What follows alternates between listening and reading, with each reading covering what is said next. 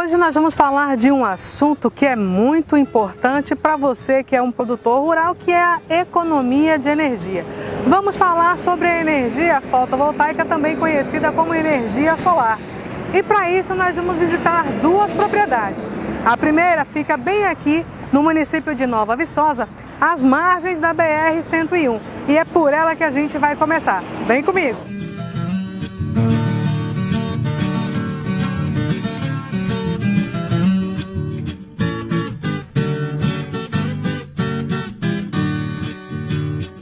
Hoje nós estamos aqui na Fazenda Terce, no município de Nova Viçosa, uma propriedade que pegou a onda do momento e aproveitou para fazer um investimento incrível em energia fotovoltaica. Para explicar o que é isso, está aqui ao meu lado o Emerson Lancamer, que é diretor da Infinity Energia Solar, não é isso, Emerson? Isso aí. Então explica para a gente primeiro, energia fotovoltaica, o que é isso? Então, a energia fotovoltaica, né, é uma energia proveniente da radiação solar através do aproveitamento, né, da conversão das placas fotovoltaicas. Esse processo acontece através dessa radiação que está aqui nesse momento. A placa absorve, converte isso em uma energia agora elétrica, né, de uma corrente contínua, né, uma corrente CC, onde aqui tem tensão e corrente. Aqui são várias strings, né, ou várias mesas conectadas, né, lá dentro do inversor.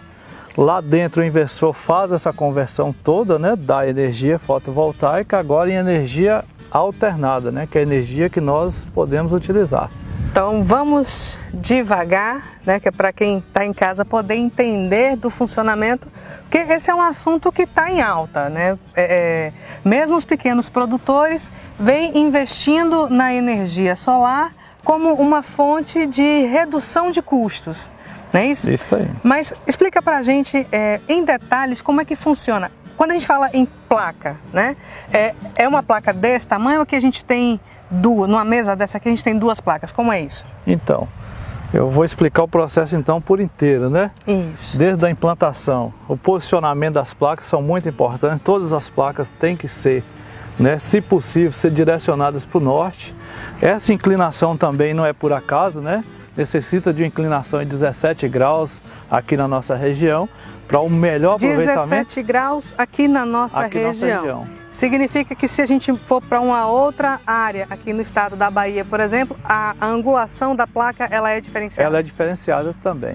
Então não é uma coisa padronizada? Não, padrão não. Ela varia de local para local, né? Cada projeto é um projeto único, né? Que tem que levar em consideração essas características locais, né?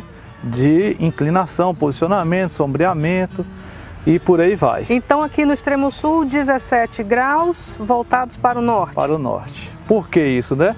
O sol nasce do leste para o oeste, então a gente busca o melhor aproveitamento, né, do sistema fotovoltaico. E falando nessa movimentação do nascer ao pôr do sol, é verdade ou é mito que as placas elas precisam se movimentar como um girassol, vai acompanhando o movimento do sol durante o dia? Então, existe esse sistema, né? Se chama seguidor, né? Ele é móvel. Ele geralmente, essa posição agora se inverte, ela fica para o leste e vai acompanhando o sol durante todo o dia até o oeste.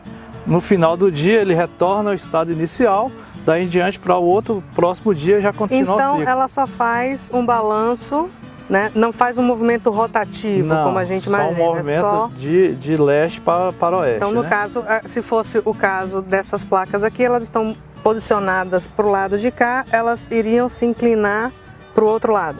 Do leste para o oeste, né? Uhum.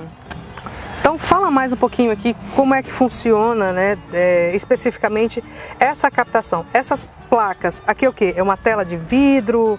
Fibra de carbono? Essa placa, a composição dela, existe essa película de vidro, né? E isso aqui, a película de vidro é mais uma proteção. E aqui dentro fica a parte todinha da composição, né, química da placa para conseguir ter essa movimentação, essa geração do elétron, daí surgindo a corrente elétrica, né? E aqui eu estou vendo mais de pertinho, depois eu vou pedir para Davi dar um close aqui, uma imagem mais fechada. São várias células Certo. nessas placas, qual a importância, né? Por que ela não é inteira? Por que ela é dividida? Então, são várias células e essas células são responsáveis para entrar na parte química aí, né? Aqui nós temos átomos e temos camadas vazias, né? Com essa movimentação de camadas de um átomo para uma camada, a gente fala buraco também, vazio, há uma movimentação, daí surgindo a corrente elétrica, né? Então precisa ter esse vazio, né, esse vácuo, para que haja essa movimentação elétrica. Né? Existe aqui uma composição, é dopado esse material para quê? Para você ter um átomo a mais ou a menos na camada, né, elétrica, para poder ter o surgimento da corrente. Agora, Emerson, fala pra gente, na hora de pensar o projeto feito por um engenheiro, né, um engenheiro eletricista, na hora de se pensar esse projeto, que tipo de condições o terreno precisa ter? Porque seria mito que a sombra ela interfere na produção de energia ou não? Com certeza. A sombra interfere, né? No caso aqui, se a gente simular, nesse momento aqui eu estaria fazendo a sombra nessa placa, e essa placa aqui com certeza diminuiria a potência de geração nesse momento que teria uma sombra naquele ponto, né? É um problema, a gente tem que pensar nisso aí. A sombra gera um ponto quente na placa, esse ponto quente pode vir danificar ou neutralizar até mesmo o funcionamento do sistema, a depender da tecnologia empregada. Isso que você chama de ponto quente significa o quê? O ponto quente é onde você, com a presença da sombra, você aumenta a resistência nesse ponto. Aumentando a resistência nesse ponto, então quanto maior a resistência, né, maior é menor é a geração. E se tem uma resistência muito alta, você tem um ponto quente ali naquele ponto.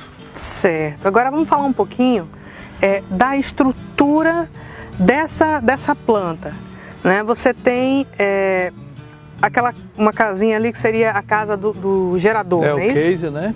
Para onde fica acomodado os inversores, a parte de proteção DC e AC, né? E o monitoramento também todo ali dentro. E qual é a importância desse distanciamento, né? Por que ela não está tão próximo ou por trás das placas? Então, nós também pensamos, e todas as empresas também acredito que pensam assim, que quanto menor a distância, né, das placas ou das strings, menor é a perca, né? Você tem cabos aqui subterrâneos passando, enquanto menor a distância de cabo, menor a perca também, né? Agora fala para mim, essas placas que estão instaladas nessa propriedade, elas são placas bifaciais que chama? Essa aqui é uma placa bifacial, né? Ela é monocristalina. Essa placa bifacial, ela tem um aproveitamento melhor, porque ela absorve mais a radiação solar, parte dessa radiação difusa, né? É refletida aqui sob as placas, e ela tem essa capacidade de absorção na parte inferior dela, diferente das comuns, né? Então ela pega tanto a radiação que vem de cima diretamente na placa, como o calor que refrata por baixo. A radiação que refrata por baixo, né? E aí ela consegue também manter ela tem um aproveitamento aí de 20%, segundo os distribuidores, né? Agora, tira uma dúvida, né? A gente tem passado aqui na região dias muito chuvosos, né? Pouco calor, poucos momentos de sol direto, né? Como é que isso interfere na produção das placas? Então, todo projeto, né, a gente pega a conta do cliente, dimensiona a capacidade, né, ou a potência do inversor de placas que será necessária para atender, e as empresas, né, ou nossa empresa pensa em trabalhar com uma radiação mínima necessária para que a gente poder garantir para o cliente aquela geração que nós colocamos no contrato. Então, quando a gente dimensiona esse sistema, nós estamos pensando também naqueles momentos de chuva, né, os momentos de inverno da região norte. É tudo pensado, você sabe que junho e julho é um momento aqui que há uma precipitação maior, uma radiação menor, então a gente sempre trabalha com a potência para poder preencher essa parte que às vezes não geraria, né? Uma outra dúvida, Emerson, que é bastante comum quando a gente fala em energia solar, é com relação ao armazenamento da energia produzida. É possível que um pequeno produtor, por exemplo, que tenha investido nas suas placas, ele possa criar uma espécie de gerador para armazenar essa energia produzida, ou ele tem que jogar direto na rede da concessionária? Existem 2 modelos e hoje 3 modelos já de sistema fotovoltaico. Nós temos o sistema on-grid, né, que é o sistema conectado à rede, e nós temos o sistema off-grid, que é o sistema que utiliza o uso de baterias para armazenar essa energia. Durante o dia o sistema está injetando normal, durante a noite, quando precisar, o banco de baterias entra. E nós temos também o sistema híbrido hoje, né, que tanto injeta na rede, quanto armazena energia, ou então disponibiliza ele naquela parte de necessidade do cliente, né? Certo. Então, dependendo de como for montado o projeto, isso vai depender do consumo do cliente, da propriedade. Do consumo do cliente, hoje de linha, né, de transmissão também. Às vezes o projeto fica limitado porque a gente não tem uma rede própria, às vezes, da concessionária da região. Então, em locais que a gente utiliza muito, locais remotos, onde você não tem atendimento da concessionária, você usa o banco de baterias, né? E hoje também já se fala na região, como a gente está falando de agricultura e pecuária, a gente também atende a parte comercial, a parte residencial, mas o foco hoje é agricultura e pecuária. Hoje nós temos sistemas hoje de irrigação, né, que o consumo é alto, às vezes a demora e o tempo, né, de espera de uma nova ligação de rede é demorada. Como a gente trabalha muito aqui com melancia e abóbora, o ciclo é rápido, então já está se pensando em ter essa parte de equipamento disponibilizado para a parte de irrigação, né? Agora vamos falar um pouquinho, Emerson, sobre os cuidados, né, da planta em si. Na hora de escolher a área para se implantar as placas, que tipo de cuidados, como é que deve ser o terreno? Ele tem que ser um terreno absolutamente plano? Como é que é isso aí? Então, a gente trabalha com vários modelos e várias áreas diferentes, né? E também tipo de solo. Então, hoje, se a área não for adequada, a gente trabalha com terraplanagem, né? A preocupação nossa hoje é essa parte de posicionamento, inclinação, sombreamento, né? Que você tem que pensar nessa parte de distanciamento entre uma mesa e outra, porque uma mesa dessa às vezes pode ser um problema se não pensado para sombreamento da próxima placa. Aproveitamento da maior área possível, que se você pensa em distanciamento, inclinação, posicionamento, você consegue prever o sombreamento. Então essa mesa aqui nunca vai fazer sombra naquela mesa de lá. E a parte de sombreamento, né? Você tem que pensar no crescimento de árvores, né? Que a gente pensa num sistema sustentável, depois você não pode pensar em cortar árvore para poder, né, aumentar a eficiência. Então você tem que pensar tudo isso aí, se não tem árvore próxima, construção, então o lugar adequado é isso aí, e a rede, né? Então seria um local que tivesse próximo da rede já implantada da concessionária, Certo. Que não tivesse árvores nativas, né? E que tenha uma boa área para se pensar no distanciamento entre uma placa possível, né? e outra. Agora falar um pouquinho sobre a questão da manutenção do terreno, da limpeza do terreno. Porque a gente está aqui, gente, estamos gravando num dia de sol, graças ao nosso bom Deus, deu uma estiada aqui na região, mas a gente vem vivenciando aí mais de 10 dias de chuvas intensas. Então, automaticamente vai nascer capim, vai nascer mato em todas as áreas, tanto dos plantios como aqui das placas. Então, qual a importância de se manter, Emerson, um terreno sempre bem arado, sempre bem limpo?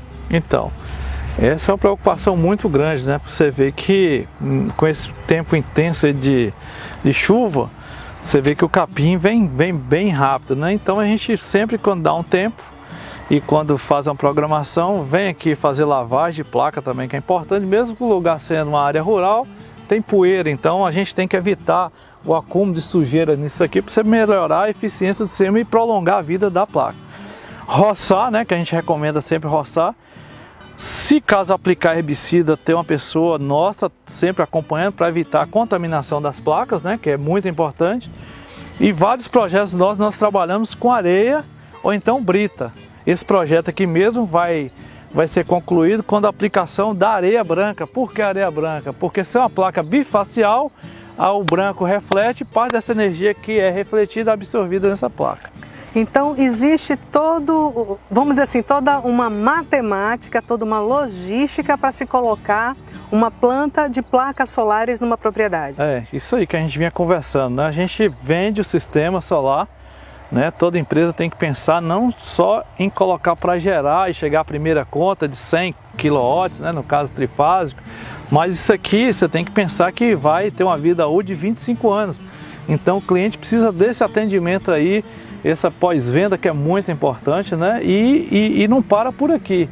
Isso aqui vai até 25 anos aí, pelo menos, que a gente espera, né? Então, para manter a saúde das placas, essa limpeza, a lavagem das mesas acontece de quanto em quanto tempo? Então, isso aí depende do monitoramento nosso, a gente consegue ver se a eficiência do sistema, como é que está, se está equilibrado do jeito que a gente pensa, né? Esse sistema que é todo monitorado, placa por placa, a gente consegue ver temperatura, tensão em corrente, placa por placa.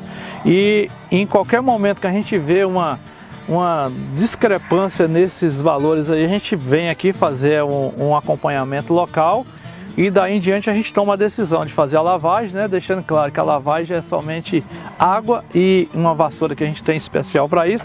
Não usa nada de detergente, de sabão, porque você pode contaminar também a placa, né? E pronto. Então tem que tomar cuidado com os abrasivos, ainda que um detergente considerado neutro, ele pode ser um abrasivo, pode corroer aí danificar, né? Ou alterar a estrutura da placa, né? Agora vamos falar um pouco, Emerson, sobre o mais importante que o pessoal em casa está esperando. Custos, né? Qual é o custo para primeiro, qual é a planta mínima que se pode trabalhar numa propriedade e qual é o custo disso? A partir de quanto é o investimento inicial? Então, o custo é relativo, depende de cada cliente, né? Depende do consumo de cada cliente. Para a nossa empresa, um cliente que utiliza uma placa, 4 placas, né, até infinitamente, é o mesmo cliente, é o mesmo respeito, a mesma atenção. Então, assim, cada cliente tem uma geração diferenciada do outro, é quase que impossível você geralmente fazer um projeto que coincide com o outro, porque, igual eu te falei, varia muito, posicionamento, às vezes você tem que compensar com placa e tal. Mas aí depende muito da conta do cliente, entendeu? Varia muito. Certo. E vocês têm parceria com algum banco para facilitar o financiamento? Tem. Ou só trabalha com pagamento direto? Não, a gente trabalha com várias modalidades, né? Nós trabalhamos, no caso, com recurso próprio, a gente instala a usina para o cliente e a gente consegue parcelar ela em até 12 vezes sem juros. Nós trabalhamos também com o Sicoob, né? Que é um parceiro nosso. Nós trabalhamos também com o Banco do Nordeste, né? Os dois bancos hoje que mais nos atende na região é Sicoob e Nordeste, né? O Banco do Brasil tá começando a caminhar, a Caixa Econômica também começando a caminhar, mas os dois que já tem fluidez, né, no processo são esses dois. E como é que é essa relação de vocês com o Sicoob? Com o Sicoob é muito boa, tranquila, rápido o projeto, né? Todos os clientes também geralmente já são clientes do Banco do Sicoob. Então é muito rápido, tá? Falando em rapidez, eu tenho uma propriedade, procuro vocês vão lá, fazem análise, qual é o tempo, né, para instalação das placas numa propriedade? Boa pergunta.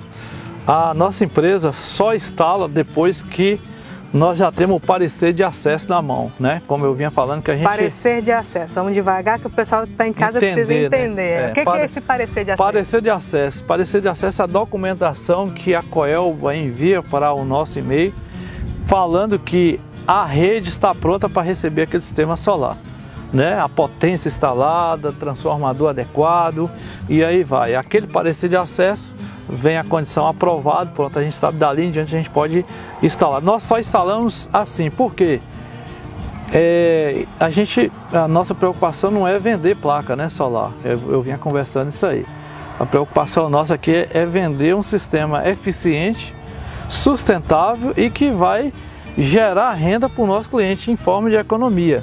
Então a gente só instala depois do parecer de acesso na mão. Então vocês trabalham em consonância com as concessionárias de energia local? Sempre tem que ser. Porque no caso Coelba, né, Bahia, ela que é responsável pela rede, ela que tem que dar esse parecer. A gente manda a parte todinha de ART, diagramas unifilares, memorial descritivo, tal, formulário de solicitação. Então ela analisa todo equipamento que entra no portal tem que ser certificado pelo Inmetro. Se não for, não é aprovado. Daí em diante eles analisam, vê que está todo bem dimensionado, cabeamento, disjuntores, daí é o passo inicial para a gente poder implantar a usina no cliente. Ok, Emerson, agradeço, né, esses seus esclarecimentos iniciais. Daqui a pouco a gente vai trazer mais informações para vocês, que a gente vai numa outra propriedade para a gente mergulhar mais nesse universo da energia solar.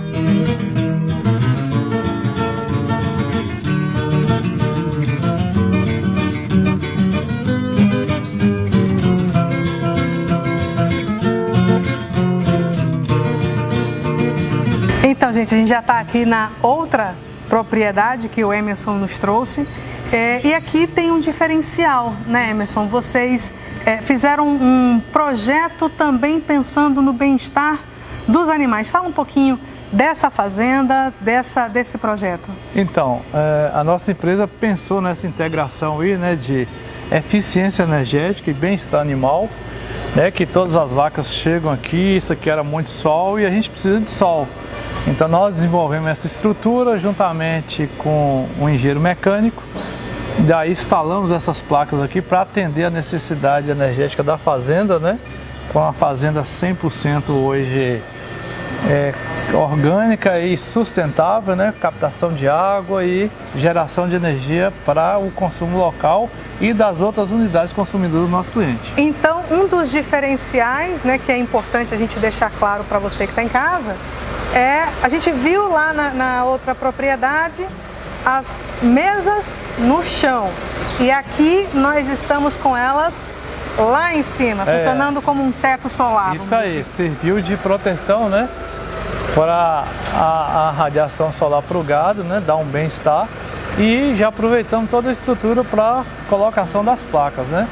Essa fazenda hoje, como eu já falei, ela é autossuficiente, né, tanto em água como em energia, e gera a sua própria energia para as outras unidades consumidoras também do nosso cliente. Então, qual é o diferencial, Emerson, de uma forma mais objetiva, da gente montar uma planta com as placas no solo e uma planta com as placas numa superfície mais alta, como o teto de uma indústria ou de um galpão, por exemplo? Então, assim, a gente buscou também mais uma vez aqui o posicionamento para o norte, né, uma inclinação também aí chegando aos 17 graus. E a vantagem aqui em relação lá à estrutura de solo é essa, a gente buscou o conforto animal também para o cliente, né? Então, atendemos a necessidade e também vimos a necessidade do gado em ter um sombreamento. Então, essa é uma diferença de quando e como fazer uma estrutura de solo ou outro modelo de estrutura, né? Depende muito da aplicabilidade do cliente, a área também, né, de disponibilidade de terra, que você vê que a gente fez um aproveitamento de um local que não teve, não utilizou outras áreas, né, de pastejo, então era o local ideal, próximo ao transformador, né, próximo à rede da coelba, então assim a perca também é desprezível, né? Muito bem, então dá pra gente unir o útil ao agradável. Um diferencial dessas placas, agora vou te fazer uma pergunta difícil. Essa também, ela é bifacial ou não? Não, essa aqui é uma placa monocristalina, né, que não é ainda bifacial, que na época ainda não tinha surgido. Essa usina aqui tem mais ou menos já uns 3 anos, né, que foi instalada, atendeu a necessidade do cliente, o cliente gostou e agora já está pensando também já em expandir, que a gente deixou toda a infraestrutura pronta para receber mais placas, entendeu? Então, conta pra gente qual é o diferencial, por exemplo, a gente viu lá na outra propriedade, as placas bifaciais, ela utiliza da refração, até por uma questão de proximidade do solo, da refração da iluminação e do próprio calor também na produção de energia. Como é que isso funcionaria numa estrutura com uma distância tão grande do solo para o teto onde estão implantadas as placas? Então, aqui poderia ser utilizado tranquilamente também a bifacial, né? Porque aqui dentro a gente sente, né, a radiação, então a gente também tem uma parte dessa energia refratária aqui nesse ponto. Seria muito bem aplicada, né? A intenção do cliente agora é expandir, já vamos usar essa nova tecnologia também agora na ampliação. Então, no caso, para aplicação das placas bifaciais, a distância do solo não interfere? Não interfere. Haveria uma perda apenas pela proximidade? Não, pela a perca aqui dissipação também é desprezível. Né? A perca aqui é desprezível, tem uma vantagem aqui em relação de lá, você vê que é a ventilação, né? É um lugar mais arejado, então aumenta também um pouco aqui a eficiência do sistema, né? Porque, como eu te falei, a placa é um diodo, né? Temperatura é diferente então, de radiação. Vamos lá explicar para quem está em casa o que é um diodo. Então, o diodo é um componente, né, eletrônico, muito utilizado na eletrônica e analógica, que, se comparado a uma placa, aí muita gente, isso aí vai ficar aí uma questão que pouca gente fala. A placa, a depender da temperatura do local que é instalada, a placa se comporta como um diodo.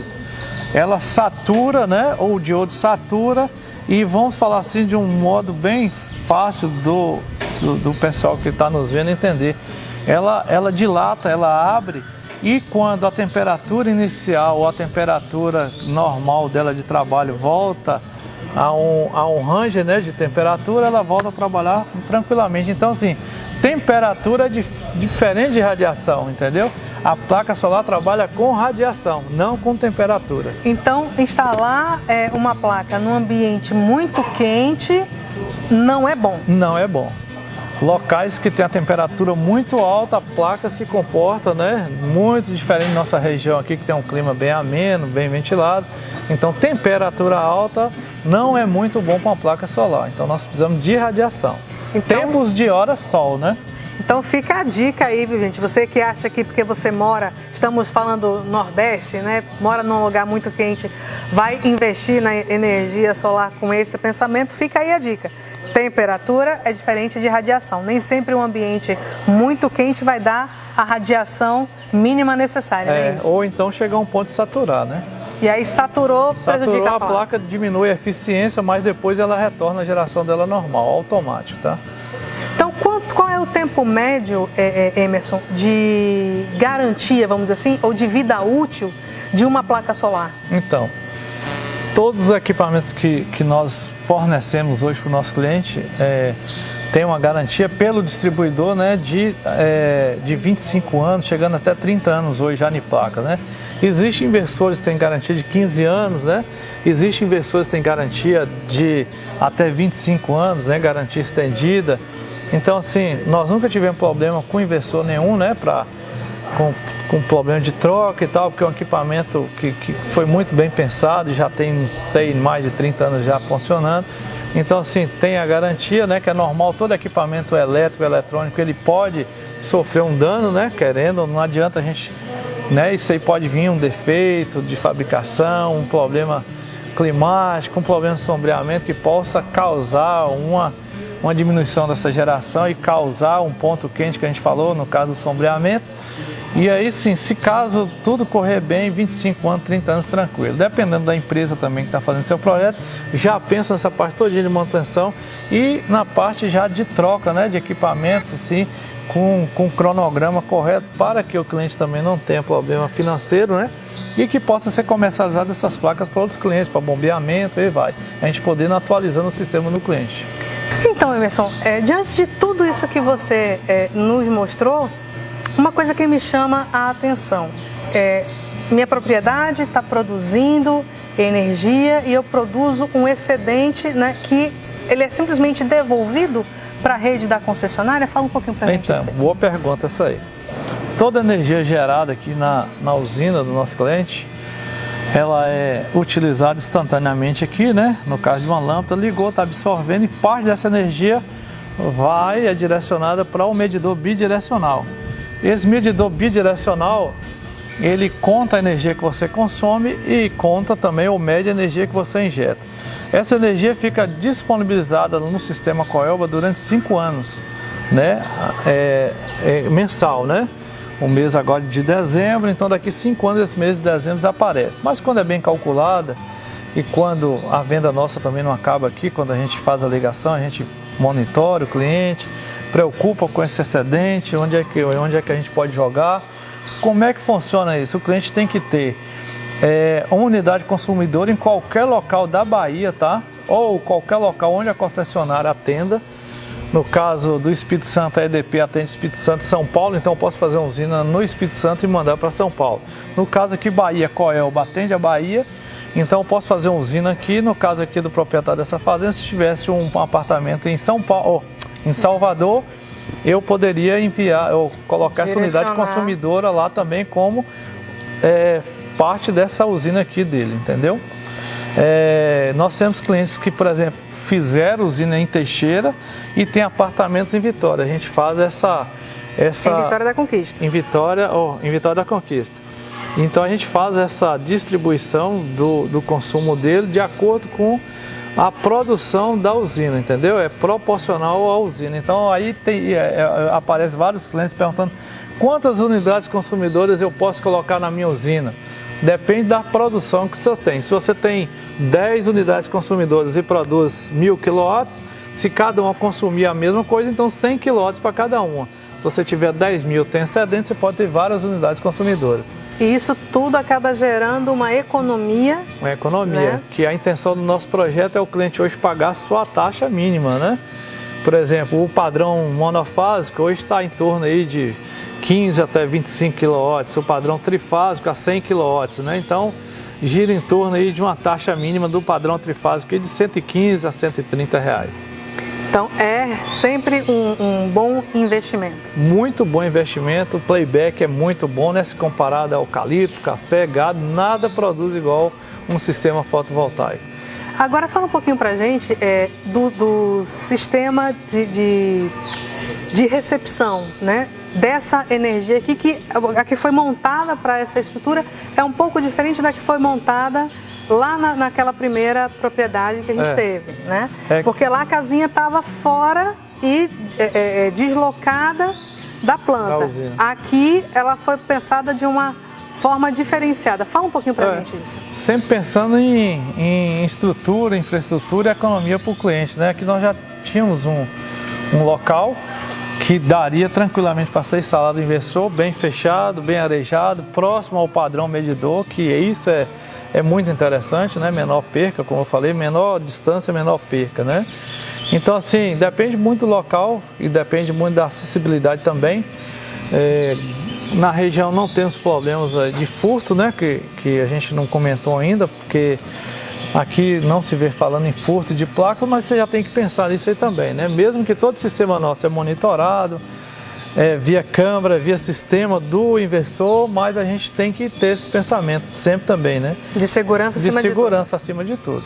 Até pensando na proteção do ser humano que está aqui em volta disso, né? Que é a nossa preocupação principal, é o bem-estar também do operador que trabalha aqui, descarga elétrica. Dá choque na estrutura, não pode dar choque. Se tiver dando choque, dando alguma descarga, está errado.